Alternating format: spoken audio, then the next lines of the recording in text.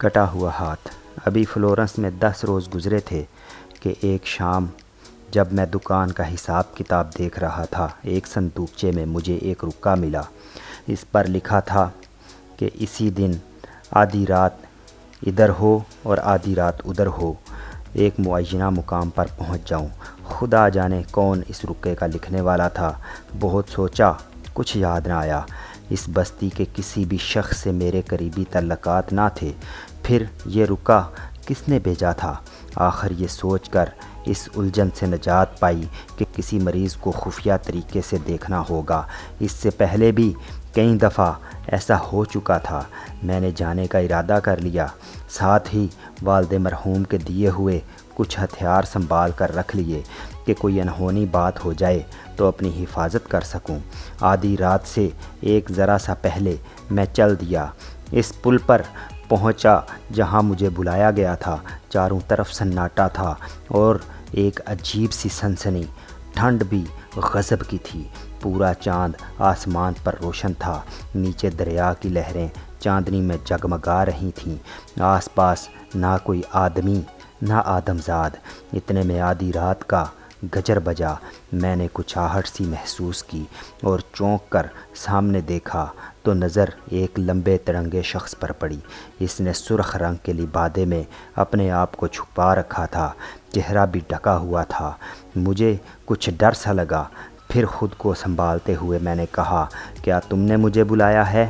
ہاں، میرے پیچھے پیچھے آؤ۔ لبادے والے نے بس اتنا جواب دیا اور ایک طرف چل پڑا۔ میرے دل میں کچھ اور دہشت سما گئی۔ جاؤں کہ نہ جاؤں؟ ایک لمحے کے لیے میں نے سوچا، پھر اسے مخاطب کیا، اتنا تیز نہ چلو دوست، پہلے یہ بتاؤ کہ ہمیں جانا کہاں ہے، پھر مجھے اپنا چہرہ دکھاؤ کہ میں تمہیں سمجھ سکوں۔ زالیوکوس، اگر تم نہیں آنا چاہتے تو نہ آؤ، اجنبی نے زہریلے لہجے میں کہا اور تیز تیز چلنے لگا۔ میں چیخ کر بولا، تو کیا تم مجھے احمق سمجھتے ہو؟ بلا جانے بوجھے اس سنسان اور سرد رات میں تمہارے ساتھ چلا جاؤں؟ یہ کہتے ہوئے میں نے لپک کر اسے پکڑنے کی کوشش کی۔ ایک ہاتھ میں اپنا خنجر سنبھالا اور دوسرا ہاتھ اس کے لبادے پر ڈالا۔ اجنبی تو لبادے سے نکل کر بھاگ گیا، بس اس کا لبادہ میرے ہاتھ میں رہ گیا۔ غصہ تو بہت آیا، مگر میں نے یہ سوچ کر دل کو سمجھایا کہ اس کا لبادہ میرے ہاتھ لگ گیا ہے، شاید اس کی مدد سے کچھ پتہ چلے، بید کھلے۔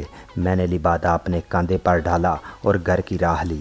ابھی مشکل سے 100 گز کا رستہ طے کیا ہوگا کہ کسی نے مجھے دھیرے سے چھوا اور سرگوشی کے انداز میں بولا، آج رات کچھ بھی نہیں ہو سکتا سردار، اپنی حفاظت کرو۔ میں نے مڑ کر اسے دیکھنا چاہا، مگر پلک جھپکنے میں وہ اجنبی بھی غائب ہو چکا تھا۔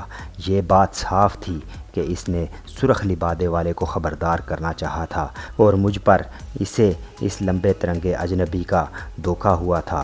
دوسرے دن میں سوچتا رہا کہ اب کیا کروں۔ پہلے جی میں آیا اس لبادے کے سلسلے میں اعلان کروا دوں، جس کا ہو آئے اور لے جائے۔ پھر خیال آیا، یہ کیا حماقت ہے، جسے غرض ہوگی آپ ہی آئے گا۔ میں نے بہت غور سے اس لبادے کا جائزہ لیا۔ وہ بہت عمدہ، قیمتی اور مخمل کا بنا ہوا تھا اور سونے کی تاروں سے کڑا ہوا۔ میں نے آخر میں ایک ترکیب سوچی، لبادے کو دکان پر ٹانگ دیا اور جان بوجھ کر اس کی قیمت اونچی رکھی۔ میں یہ دیکھنا چاہتا تھا اسے کوئی خریدتا ہے یا نہیں۔ اس لمبے ترنگے اجنبی کو صرف اس کے غیر معمولی قد کی وجہ سے میں ہزاروں میں پہچان سکتا تھا۔ کئی لوگ اس لبادے کو دیکھنے آئے، لیکن کوئی بھی 200 اشرفیوں میں مول لینے پر آمادہ نہیں ہوا۔ ایک شخص جو لالچ بھری نظروں سے لبادے کو دیکھ رہا تھا، میں نے اس سے پوچھا کہ اس شہر میں کسی اور دکان پر ایسا لبادہ مل سکتا ہے؟ اس نے کہا نہیں۔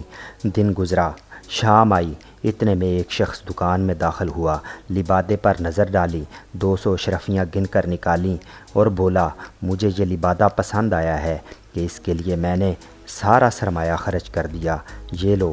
میں چکرا گیا۔ مجھے ہرگز امید نہ تھی کہ کوئی گاہک اتنے مہنگے داموں پر بھی اس لبادے کو خرید سکتا ہے۔ اب کیا کروں؟ یہ سوچ کر خوشی بھی ہوئی کہ مجھے بیٹھے بٹھائے اتنی دولت ہاتھ لگ گئی۔ نوجوان اتنی دیر میں لبادہ لے کر باہر جا چکا تھا۔ ایک لمحے بعد وہ واپس آیا، مجھے ایک رکا تھمایا اور بولا، یہ کاغذ شاید غلطی سے اس لبادے کی جیب میں رہ گیا ہے، یہ لو۔ میں نے جلدی سے اسے پڑھا۔ لکھا تھا، یہ لبادہ لے کر فلاں مقام پر آج رات پہنچو، تمہیں وہاں 400 اشرفیاں ملیں گی۔ اب تو میرے حواس گم ہو گئے، مجھے 200 اشرفیاں اور مل سکتی ہیں۔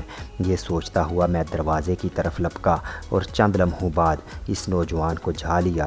میں نے کہا، اپنی رقم واپس لے لو اور یہ لبادہ مجھے دے دو۔ پہلے تو وہ سمجھا کہ میں مذاق کر رہا ہوں، لیکن مجھے سنجیدہ دیکھ کر خفا ہو گیا اور مجھ پر گرجنے برسنے لگا۔ ہاتھا پائی تک نوبت آ گئی۔ میں نے لبادہ چھین لیا۔ اس نے صدا لگائی اور شہر میں گشت کرنے والے محافظ دستے کے لوگ آن پہنچے، مجھے پکڑ کر قاضی کی عدالت میں لے گئے۔ معاملے کی سنوائی ہوئی، فیصلہ میرے خلاف ہوا۔ اب میں نے گزارش کی کہ نوجوان کو 200 اشرفیوں کے علاوہ 100 اشرفیاں میں اپنی طرف سے دینے کے لیے تیار ہوں اگر نوجوان لبادہ مجھے واپس کر دے۔ دوستو، نوجوان لالچ میں آ گیا۔ میں نے 300 اشرفیاں اس کے حوالے کی، لبادے پر اپنا قبضہ جمایا اور گھر کی راہ لی۔ میں اب بھی 100 اشرفیوں کے فائدے میں تھا۔ بڑی بے چینی سے میں نے آدھی رات کا انتظار کیا، پھر گجر بجتے ہی گھر سے باہر نکل گیا اور معینہ مقام پر جا پہنچا۔ لبادہ لائے ہو؟ اسی لمبے تڑنگے اجنبی نے قریب آتے ہوئے پوچھا۔ ہاں، اور اس کے لیے 100 اشرفیاں بھی گنوا آیا ہوں، میں نے جواب دیا۔ مجھے پتہ ہے، اجنبی نے کہا۔ لو 400 اشرفیاں۔